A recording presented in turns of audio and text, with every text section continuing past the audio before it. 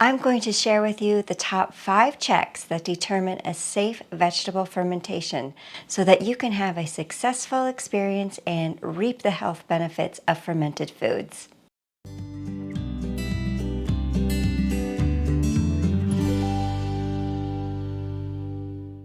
Vegetable fermentation relies on certain bacteria naturally present on the surface of food, such as the skins of fruits and vegetables. The good bacteria will create a healthy and safe fermentation, while the bad bacteria can cause it to become spoiled and unsafe. These 5 crucial lines of defense I'm about to share with you will proliferate the good microbes and eliminate the bad, so the end result is a safe and healthy fermented food.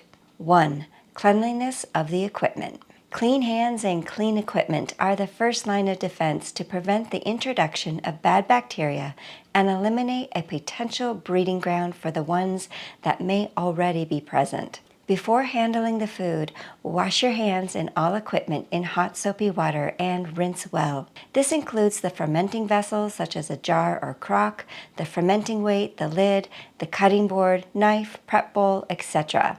The rule of thumb is if it's going to touch the food somewhere along the process, then wash it in hot soapy water before it does. Sterilization is not required, but if it gives you greater peace of mind, then go ahead. However, hot soapy water is sufficient. 2. Salt. Salt is the second line of defense. It's antimicrobial, but not for all bacteria. The good bacteria responsible for vegetable fermentation is predominantly a genus called Lactobacillus, which, by the way, is the same type of bacteria sold in store-bought probiotic bottles.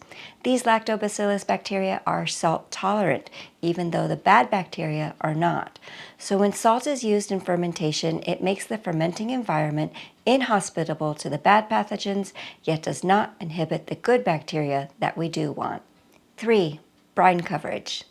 The brine is composed of 2 ingredients, salt and water. It is the third line of defense in eliminating the bad bacteria while encouraging the good. The saltwater brine is poured over the prepared vegetable mixture in the jar, covering and submerging the food completely, creating an oxygen-free environment.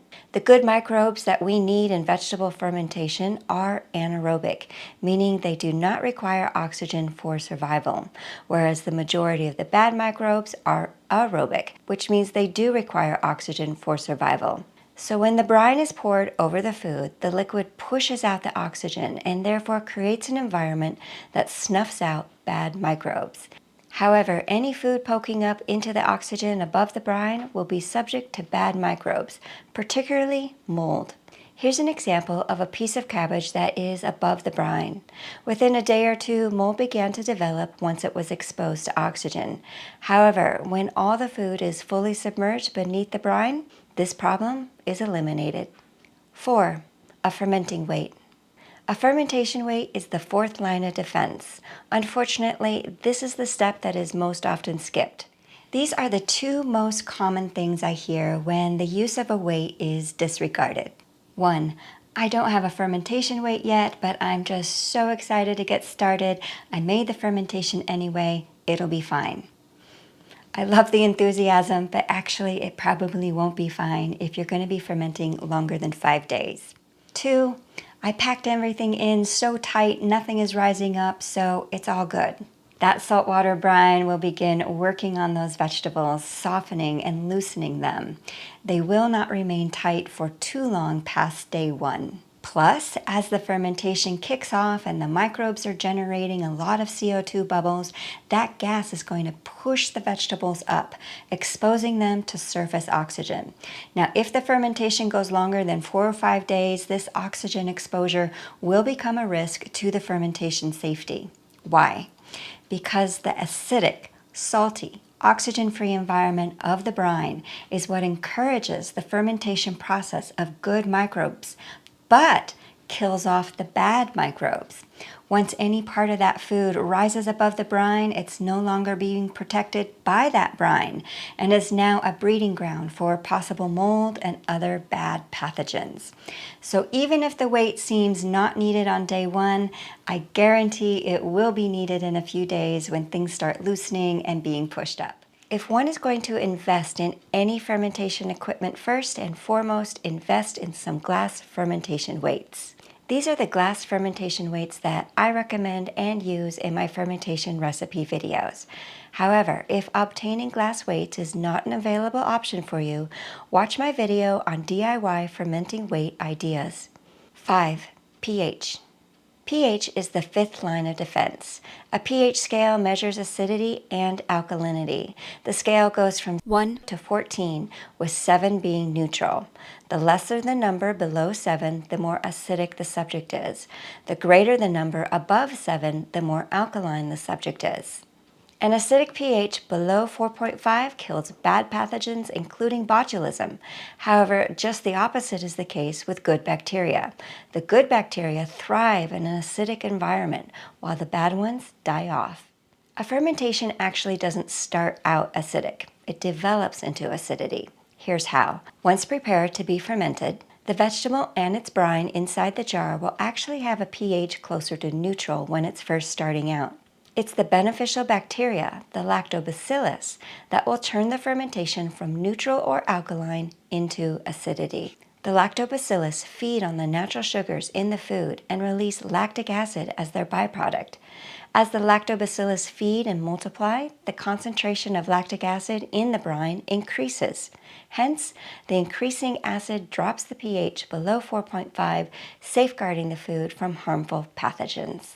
Don't pick and choose which guidelines to follow and which ones to skip. Believe it or not, a lot of people do, not thinking that it matters, but it does. To have a fermentation success and safety, don't compromise any of these 5 lines of defense that I've shared with you today. And if you want to continue your fermentation education so you can become a competent and confident fermenter, here are my suggested videos to watch next. Learn about the 3 stages of fermentation, because fermentation happens in developing stages, not as an instant event. In my opinion, this is essential information to know. Not all foods have identical probiotic strains. For example, sauerkraut, onions, carrots, and cucumbers each have their own unique probiotic profile when fermented. Even 2 sauerkrauts can have 2 different probiotic profiles. This video explains why. Did you know that there is more than one type of fermentation? For instance, how cabbage is fermented into sauerkraut versus apples fermented into vinegar versus dairy fermented into cheese are all completely different processes using completely different microbes. This video covers the 5 types of fermentation. Thinking about buying some fermentation lids but aren't sure which ones? Watch this video where I demonstrate the use of the most common fermenting lids on the market, along with their results. You'll be so glad that you watched this video before buying. Same with pH meters. Want to reassure yourself by testing the pH of your fermentations? Good, because although it's not mandatory, it's an incredibly handy tool to utilize, and I highly recommend it. Watch this video before you buy anything so that you know which is right for you. For delicious fermentation recipes like my sauerkraut masterclass, fermented carrots, fermented onions, and more, check out this playlist right here. I have a lot more education videos beyond the few I've mentioned as well. Check out my fermentation education playlist right here. Links for all the videos I just mentioned are provided in the description. Browse and shop all my favorite fermenting gear on my website, cleanfoodliving.net, and I'll see you next time. Bye for now.